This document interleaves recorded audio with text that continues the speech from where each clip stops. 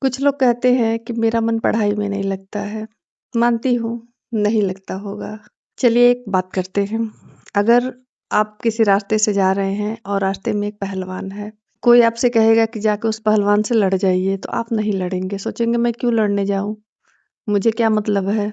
मैं इससे झगड़ा क्यों करूँ? ठीक है। लेकिन अगर वही पहलवान आपके माता-पिता को मार रहा होगा, उनको परेशान कर रहा होगा, तब आप क्या करेंगे? तब आप लड़ेंगे ना। भले ही आप उससे जीत नहीं सकते हैं, लेकिन आप लड़ेंगे, अपने बल भर लड़ेंगे, जाकर कोशिश करेंगे। सेम पढ़ाई की भी यही चीज़ें हैं। अगर आपके पास वजह है, तो आप पढ़ेंगे। अगर आपके पास वजह नहीं है, तो आप नहीं पढ़ेंगे।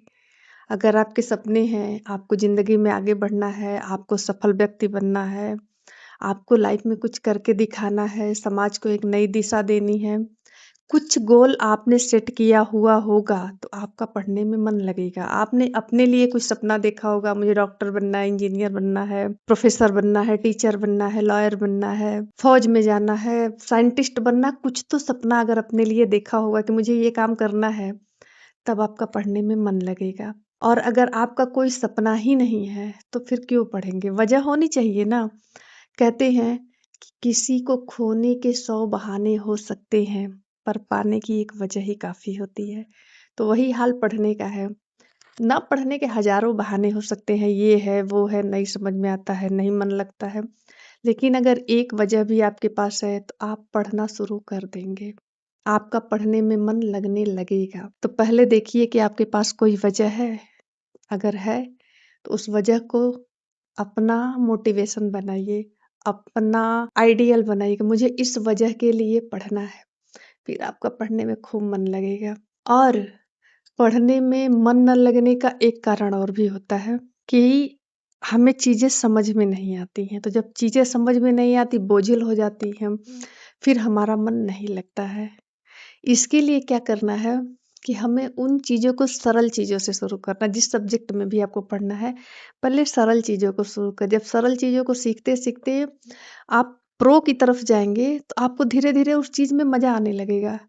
गणित से लोग भागते हैं, लेकिन गणित में भी जब आप शून्य से लगाना शुरू करेंगे और चीज़ों को समझना शुरू करेंगे, तो बड़े से बड़े मैथ का प्रश्न आप कब सॉल्व कर देंगे, आपको पता ही नहीं चलेगा। तो सब चीज़ एक तकनीक, एक प्रक्रिया का हिस्सा है।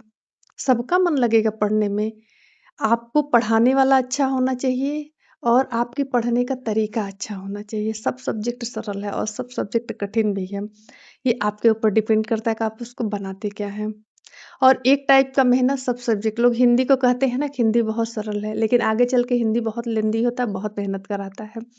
तो कोई भी सब्जेक्ट आज सरल है तो कल कठिन है, आज कठिन है तो कल सरल है। सब एक बराबर एक प्लेटफ़ॉर्म पर है।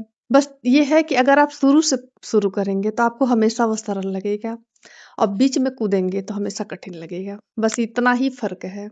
किसी भी सब्जेक्ट में अगर आप उसको बेसिक से एडवांस पर ले जा रहे हैं तो आपको कभी कठिन नहीं लगेगा, लेकिन अगर आप बीच में कूद गए तो ना आपको बेसिक आया ना एडवांस आया, इधर का भी समझ में नहीं आ रहा उधर का भी समझ में है, त्रिशंकु की तरह बीच में लटक रहे हैं, तब पढ़ने में मन नहीं लगता है। यही सब कारण होता है कि लोग नहीं पढ़ पाते हैं। कुछ परिवेश होता है, कुछ लोगों का वैसे भी मन नहीं लगता है, कुछ लोग के पास मोटिव नहीं होता है, कुछ लोग का पढ़ने का तरीका सही नहीं होता है, इसमें अनेकों कारण हैं।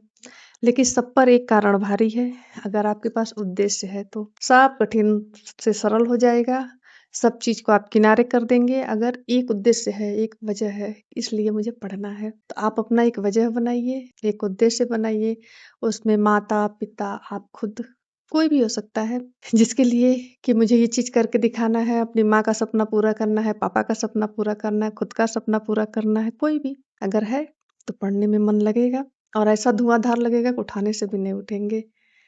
तो मेरे टिप्स को फ़ॉलो करिए, अपने मोटिवेशन को खोजिए।